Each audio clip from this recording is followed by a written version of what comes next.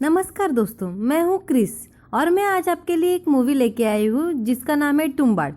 ये एक Marathi horror suspense और थ्रिलर मूवी है। मूवी की शुरुआत में हमें एक देवी की मूर्ति दिखाई जाती है जो कि अनाज और दौलत का सिंबल थी और ये दुनिया का मानने का जरिया था कि वो दौलत को पैदा करती है और बांट देती है। और इस मूवी में ऐसे माना जाता है कि जब दुनिया नहीं थी तभी इस देवी ने बहुत सारे बच्चों को जन्म दिया। इसमें इसका पहला बेटा हस्तर था जिसे वो बहुत ज़्यादा प्यार करती थी, लेकिन हस्तर सारी दौलत हड़पना चाहता था और अपने नाम करना चाहता था। उसने अपने माँ से सारा सोना तो ले लिया और जब वो अनाज को लेने लगा तब उसके सारे बहन भाइयों ने उस पर अटैक कर दिया और उन लोगों ने अनाज को बचा लिया। और यहाँ पर उसके बहन भाई उसे मारने वाले थे। फिर एक मूर्ति ने उसे बचा लिया, पर उसको अपनी लालच की ऐसी सज़ा मिली कि कोई भी अब उस मूर्ति की पूजा नहीं करेगा।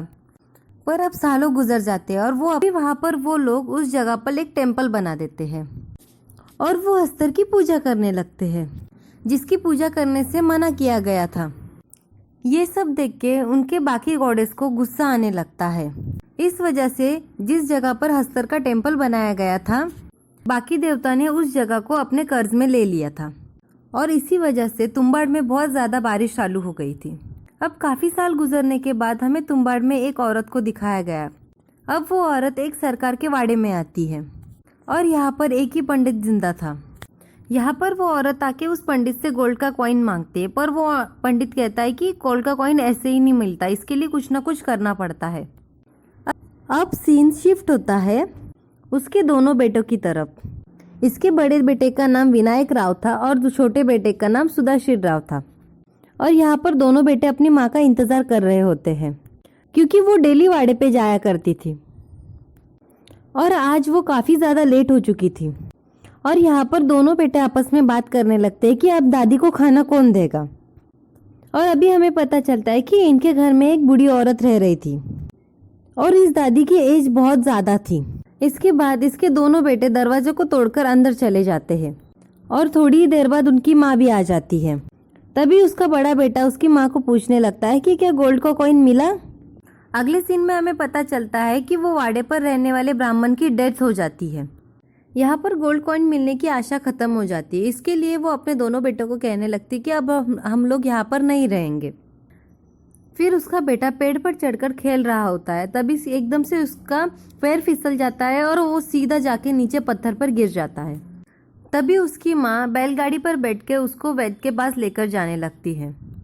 जाते वक्त उसका बड़ा बेटा उससे पूछता है कि अगर दादी को भूख लगी तो क्या करूँ मैं।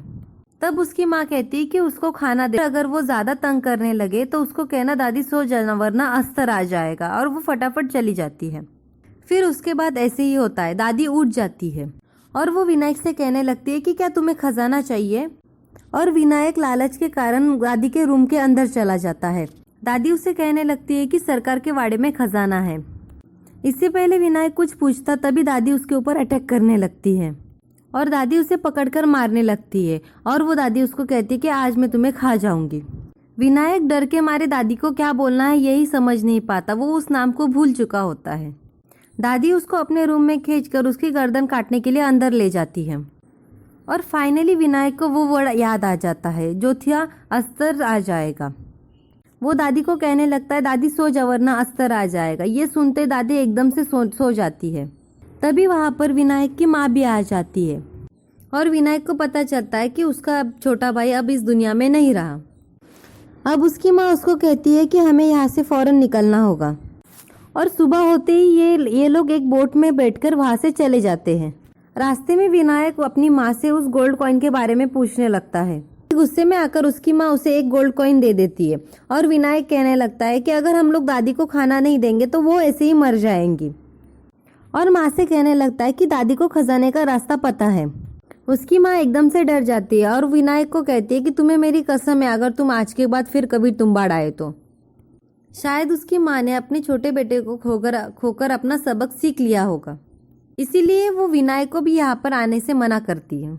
इसके बाद हमें चैप्टर 2 में 15 साल के बाद का सीन दिखाया जाता है, जहाँ पर हमें दिखाया जाता है कि विनायक अभी बड़ा हो चुका है और वो फिर से तुम्बाड गांव में आ चुका है।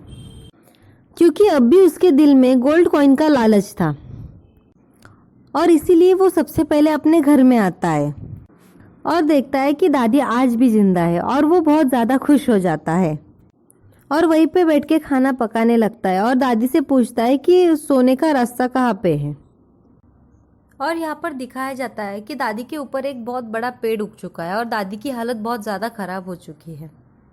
फिर भी उसका दिल धड़क रहा था और वो अभी भी जिंदा थी। और विनायक फिर से दादी से उस खजाने के बारे में पूछने लगता है। विनायक दादी से कहने लगता है कि अगर तुम मुझे खजाने के बारे में बता दोगी तो मैं वो खजाना तुम्हारे साथ बांट दूंगा। लेकिन दादी कहती है कि अब मुझे किसी खजाने की ज़रूरत नहीं है, बस मैं और ज़्यादा जीना नहीं चाहती। फिर विनायक अपनी दादी से डील करता है कि अगर तुम मुझे खजाने के बारे में बता दोगी तो मैं तुम्हें जला के मार दूंगा। तभी उसकी दादी उसे बताती है कि कई साल पहले की बात है कि मैं कुएं में उतरने में माहिर थी और अब फाइनली विनायक को पता चल जाता है कि खजाना कुएं में है। फिर वो ये भी पता लगा लेता है कि वो खजाना वाड़े में है। वो वाड़े में जाके काफ़ी दिनों तक प्रैक्टिस करता है कुएं में उतरने की, लेकिन वहाँ से खजाना कैसे लाना है ये बात अभी भी उसे पता नहीं चलती। फिर वो दादी के पास आ जाता है और दादी उसे सारा राज धीरे धीरे बता देती है। उसके बाद विनायक दादी समेत पूरे घर को आग लगा देता है क्योंकि उसने दादी से वादा किया था। और फिर हमें दिखाया जाता है कि कुछ दिनों बाद वो गोल्ड के कॉइन को लेकर वापस अपने घर आ जाता है, जो कि पुणे में था। अपने घर में आकर वो देखता है कि उसकी बीबी ने घर में एक छोटा सा आटे का बिजनेस चालू किया हुआ था। वो घर में आकर अपनी बीबी से कहने लगता है कि मैं तुम्हें रानी बना दूंगा।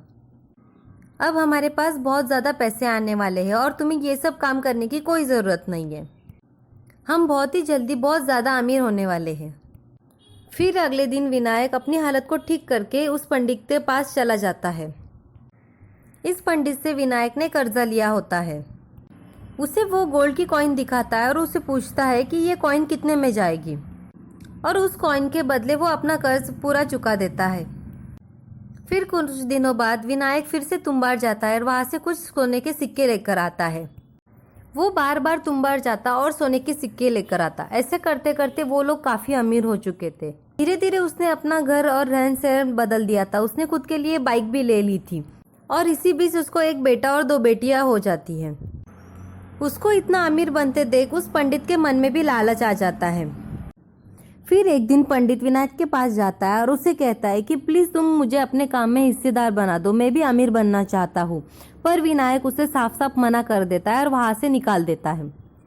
पर उस पंडित के दिल में काफ़ी लालच था। वो भी चाहता था कि वो तुम्बाड़ गांव जाके अपने लिए कुछ गोल्ड के सिक्के लेकर आए और इसीलिए वो पंडित 2 दिन के लिए एक औरत को पैसे देता है और वो उसे कहता है कि तुम 2 दिन तक विनायक को अपने साथ बिजी रखो, तभी वो तुम्बाड़ गांव जाके अपने लिए खजाना ला सकता है। लेकिन वो लड़की और ज़्यादा पैसों की लालच में आकर विनायक को सब कुछ सच सच बता देती है। इसके बाद हमें सीधा तुम्बाड़ गांव दिखाया जाता है। वहाँ पर हमें पंडित दिखाया जाता है जो कि हवेली के सामने खड़ा रहता है। पीछे पीछे विनायक भी वहाँ पर पहुँच जाता है, जो पंडित को देख लेता है। लेकिन वो पंडित को ऐसे दिखाता है कि उसने देखा ही नहीं और वो अपना अपना काम करने लगता है। वो कुएं के पास जाकर कुएं के अंदर जाने की तैयारी करने लगता है। विनायक कुएं के अंदर चला जाता है और थोड़ी देर में बहुत सारे सोने के सिक्के लेकर कुएं से बाहर आ जाता है। ये सब पंडित देख लेता है। विनायक के जाने के बाद पंडित भी उस कुएं में चला जाता है। अंदर जाते हमें भी पता चलता है कि उस कुएं के अंदर जाने के बाद उसकी दीवारें काफ़ी छोटी थी और बहुत ज़्यादा अंदर जाने के बाद उस दीवारों पर कुछ लाल कलर का लगा हुआ था। ऐसे करते करते पंडित नीचे उतर जाता है। वहाँ पर उतरने के बाद साफ महसूस हो रहा था कि कोई सांस ले रहा है। नीचे उतरती आजू बाजू में सभी जगह पर कुछ लाल कलर का चिपका हुआ था। तभी पंडित देखता है कि वहाँ पर एक छोटा सा डब्बा रखा हुआ था। वो उस डब्बे पर हाथ फिराने लगता है। उसे ऐसे लगता है कि उस डब्बे में से गोल्ड के कॉइन मिलेंगे। लेकिन जैसे ही वो डब्बा खोलता है उसमें से एक छोटी सी आटे की गुड़िया निकलती है। जैसे ही वो उस गुड़िया को अपने हाथ में पकड़ता है वैसे ही हस्तर का उस अनाज की खुशबू आ जाती है और वो हस्तर गुड़िया के साथ ही पंडित को खा जाता है। इसकी थोड़ी देर बाद ही वहाँ पर विनायक आ जाता है और देखता है कि पंडित का भी वही हाल बन चुका है जो कि उसके दादी का था। पंडित काफ़ी बुरी हालत में दिखाया जाता है, लेकिन एक समय पर पंडित ने विनायक की मदद की थी, इसके लिए वो उस पंडित को वहीं पे जला देता है। पंडित जिंदा होके भी बहुत ज़्यादा दुख में था और हमें यहाँ पर रियलाइज़ होता है कि इंसान कभी भी हमेशा के लिए ज़िंदा नहीं रह सकता। ये हस्तर का श्राप समझो या फिर वरदान समझो, लेकिन किसी को भी अगर हस्तर काट लेता है तो वो हमेशा के लिए अमर हो जाता है, लेकिन हमेशा जिंदा रहने के साथ ही उस इंसान की बॉडी हमेशा के लिए खराब हो जाएगी, सिर्फ उसका दिल धड़कते रहता है। जैसे कि हमें शुरुआत में दादी की हालत दिखाई गई थी और उसके बाद पंडित की बॉडी को भी हमें दिखाया गया है। फिर हमें आगे कुछ साल बाद की कहानी दिखाई जाती है। हमें विनायक का बेटा दिखाया जाता है जिसका एक पाँव खराब था और वो रस्सी से नीचे उतरकर सिक्के जमा करके फिर रस्सी के ऊपर चढ़ के ऊपर जाने की कोशिश कर रहा था। ये वो प्रैक्टिस करके अपना टाइम काउंट कर रहा था। दरअसल विनायक की हालत अब बहुत ज़्यादा खराब हो चुकी थी। ज़्यादा दारू पीने की वजह से उसका शरीर अब साथ नहीं दे रहा था। वो उस रस्सी से इतनी जल्दी उतर के फिर से चढ़ने की हालत में नहीं था, इसीलिए वो अपने बेटे को प्रैक्टिस करवा के वहाँ पर उतरने की तैयारी में लगा देता है। फिर हमें दिखाया जाता है कि गवर्नमेंट ने उस गांव को अपने अंडर लेने का फैसला कर लिया था और जब ये बात विनायक को पता चलती है तो वो बहुत ज़्यादा परेशान हो जाता है। वो सोचने लगता है कि अब वो वहाँ पर कैसे जाके गोल्ड के कॉइन लेकर आएगा। विनायक काफ़ी बूढ़ा हो चुका था और अब एक दिन विनायक अपने बेटे को लेकर तुम्बड़ गाँव पहुँच जाता है और वो उसको यहाँ पर लाकर आटे की गुड़िया बनाना सिखाता है और कहता है कि आटे की गुड़िया के अंदर कुछ पत्थर डाल दे तो वो अस्तर को खाने में टाइम लगता है और इसे हमें सोना कलेक्ट करने में भी टाइम मिल जाता है। और विनायक अब अपने बेटे को लेकर कुएं के अंदर चला जाता है। अंदर जाते ही विनायक को पता चलता है कि उसका बेटा गलती से अपने साथ एक आटे की गुड़िया लेकर आया है। उस आटे की गुड़िया को देखकर अस्तर उन पर हमला करने लगता है। विनायक उस गुड़िया को अपने बेटे के हाथ से लेकर बाहर फेंक देता है और वो अस्तर उस गुड़िया के पास चला जाता है। ये लोग जैसे ही ऊपर जाने लगते हैं तभी उसका बेटा अस्तर के पीछे से कुछ सोने के सिक्के कलेक्ट करके अपने पिताजी के पीछे पीछे चला जाता है। वो काफी मुश्किल से ऊपर पहुंच जाते हैं। अस्तर उन पर हमला करने ही वाला था तभी वो दरवाजा बंद कर लेते हैं। बाहर आते ही विनायक अपने बेटे को काफी मारता है और डांटता भी है, लेकिन उनका बेटा उसको खुशी से देख रहा होता है और वो उन्हें कहता है कि मैंने अपनी पहली कमाई की, मेरे पास सोने के कुछ सिक्के हैं। वो सोने के सिक्के लेकर वो फिर अपने गांव आ जाते हैं। रास्ते में विनायक का बेटा विनायक से कहता है कि हम अस्तर को एक ही गुड़िया देते, इसीलिए हमें ज़्यादा कॉइन कलेक्ट करने में टाइम नहीं मिलता। अगर हम अस्तर को काफ़ी सारी गुड़िया दे तो वो खाने में टाइम लगेगा और हम वहाँ से काफ़ी ज़्यादा सोना कलेक्ट कर पाएंगे। अगले दिन विनायक और उसका बेटा अपने प्लान को इम्प्लीमेंट करने फिर से तुम्बड़ गांव चले जाते हैं। वो अपने साथ बहुत ज़्यादा आटा लेकर चले जाते हैं। फिर वो दोनों कुएं के बाहर बैठकर बहुत सारी गुड़िया बनाते हैं। साथ ही में वो कुछ आटा कुएं के बाहर भी एक राउंड शेप में रख देते हैं ताकि अगर अस्तर वहाँ से बाहर आने की कोशिश करे तो वो वहाँ से बाहर ना आ पाए। फिर वो कुएं के अंदर उतर जाते हैं और वो ट्रंक के आजू बाजू में भी आटा फैला देते हैं और वो दोनों अंदर उतर जाते हैं। अंदर जाते ही वो अपने साथ लाई हुई बहुत सारी गुड़िया को बाहर निकालने लगते हैं। तभी विनायक और उसके बेटे को पता चलता है कि जितनी ज़्यादा गुड़िया रहेंगी उतने ज़्यादा अस्तर वहाँ पर रहेंगे। ये सब देख के विनायक और उसका बेटा डर जाता है। सारे अस्तर उन पर हमला करने लगते हैं, लेकिन उन्होंने अपने आजू बाजू में एक आटे का सर्कल बनाया था, उसके अंदर वो अस्तर आ नहीं पा रहे थे। विनायक का बेटा अपने पास जो भी आटे की गुड़िया थी वो बाहर फेंकने लगता है और इसी वजह से सारे अस्तर में झगड़ा होने लगता है। कुछ अस्तर इनके ऊपर गिरने ही वाले थे, लेकिन उस आटे के सर्कल की वजह से इनकी जान बच जाती है। वो दोनों वहीं पे सो जाते हैं। जब विनायक के बेटे की आँख खुलती है तब वो देखता है कि विनायक ने अपने पूरे बॉडी पर वो गुड़िया आटे की गुड़िया चिपकाई हुई थी। विनायक का बेटा समझ जाता है कि अब पापा जिंदा नहीं रहेंगे। वो उसका पैर पकड़कर रोने लगता है, लेकिन विनायक उसे कहता है कि जैसे ही मैं ऊपर जाऊँ तब तुम अपनी जान बचा लेना। कहानी की शुरुआत में हमें दिखाया गया था कि अस्तर ने अपनी माँ से सारा सोना हड़प लिया था, लेकिन जब वो अनाज लेने गया था तभी उसके भाइयों ने उस पर हमला कर दिया था और उसके ऊपर इस बात का कर्ज था कि वो कभी अपने हाथों से खाना नहीं ले पाएगा और इसीलिए वो इस दायरे को पार नहीं कर पा रहा था।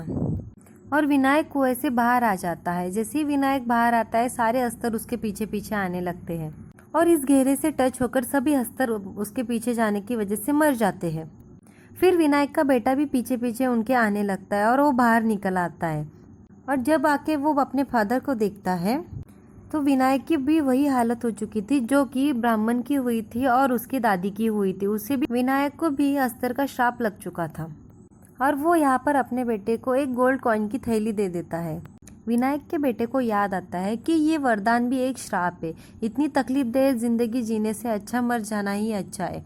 तो वो अपने पिता को जला देता है और वहाँ से चला जाता है। और इस मूवी का मॉरल है ग्रीड इज अ कर्स, लालच एक बुरी बला है। और उसका बेटा भी वहाँ से चला जाता है। आपको मेरी मूवी की एक्सप्लेनेशन पसंद आती है तो प्लीज़ मेरे चैनल को लाइक, सब्सक्राइब और शेयर कर देना। Thank you.